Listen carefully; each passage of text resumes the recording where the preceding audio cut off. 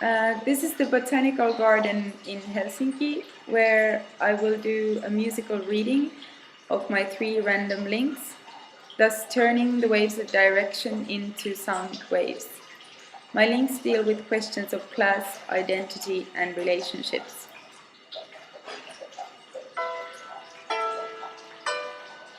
Jaakko Pallasvuo's dinner notes, posted on his Tumblr this June, depict an upper-middle-class monologue over monochrome bolognese.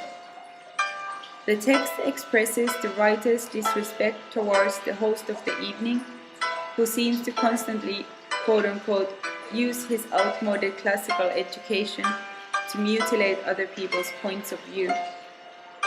The story culminates in the host's thin critique of Kanye West, an artist who, according to the writer, represents an illuminated image of the early 21st century. Pallasvuo writes, "He is criticizing Kanye West as an artist. He is misreading what Kanye is. He is criticizing Kanye's scrappy, go-get-them, friend whore attitude. Through Kanye, he is criticizing the lower middle class and its undereducated nouveau riche appendixes. He doesn't know that he's doing that. He subliminally dislikes everyone who has to try hard, people who aren't born into wealth and or cultural capital." Another link, a Wikipedia entry on missing white woman syndrome, explains a phrase coined by social scientists and media commentators to describe the wall-to-wall coverage given in media reporting, especially television, to missing person cases involving young, white, upper-middle-class women or girls. The degree of coverage is usually high compared with cases concerning a missing male or missing females of other ethnicities, socioeconomic classes, or perceived physical attractiveness. You are listening to a piece of minimal music that attempts to maximize its audience with a charging piano pulse, chattering percussion, operatic female vocals, and aching violin lines in and out.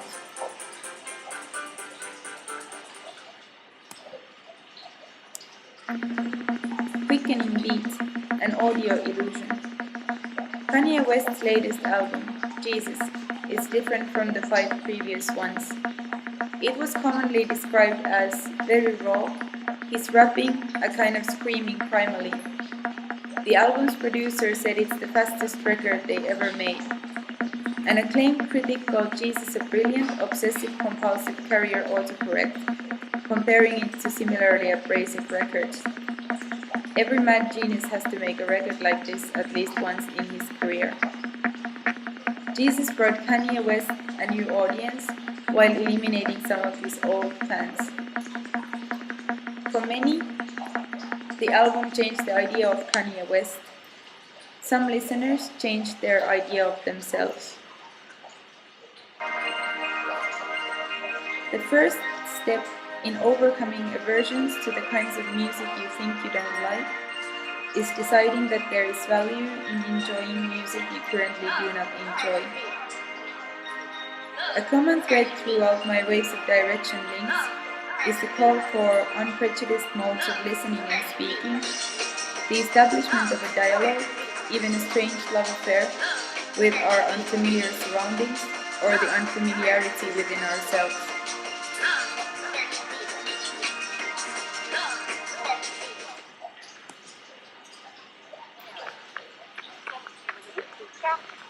This is a woman mimicking birdsong to engage with her environment. She and birds train each other in acts of communication we barely understand. The third link, Federico Campagna's text, Nature's Nothing, published on Through Europe in July 2012, talks about the relationship between humans and nature. Campagna asks, can we really understand nature as something which exists the same way as her creatures do? Is nature a thing? He goes on defining nature by calling it a process rather than a thing. Nature as process consists of the continuous disappearance of all that exists as part of life. Nature is the process of endless death of all that lives, and its continuous replenishment just in order to die again.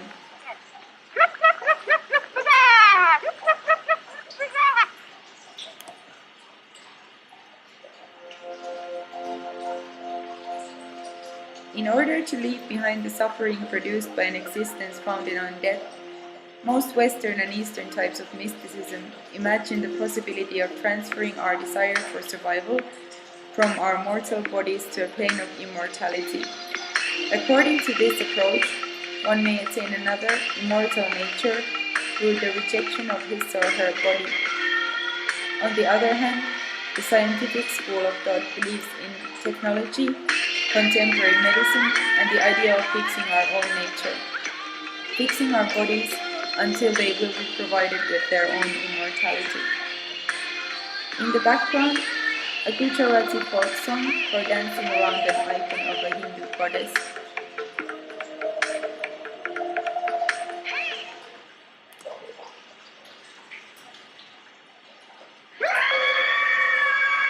This is I Am a God featuring God by Kanye West from his Jesus album.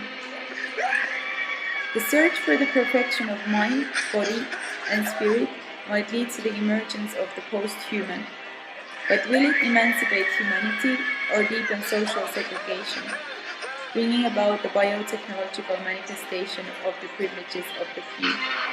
A missing cyborg syndrome?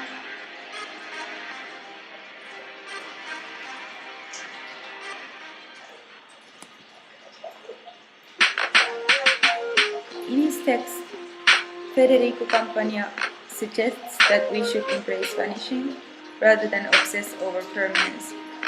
If we acknowledge that our desires, plans, and actions are founded on the death which is at our core, that is, on the nature that's inside of us, we could reverse the common assumption which sees only things as productive while assuming the unproductiveness of nothing. Campagna writes, "Once aware of our condition, we are no longer in the position to accept the discourses produced over the centuries by the vast majority of cultural, political, religious, and economic institutions, or their project of existing as immortal constructions of ideas." What you hear is a cover version of Lil Wayne's Lollipop. It is also a premature memorial dirge for the artist.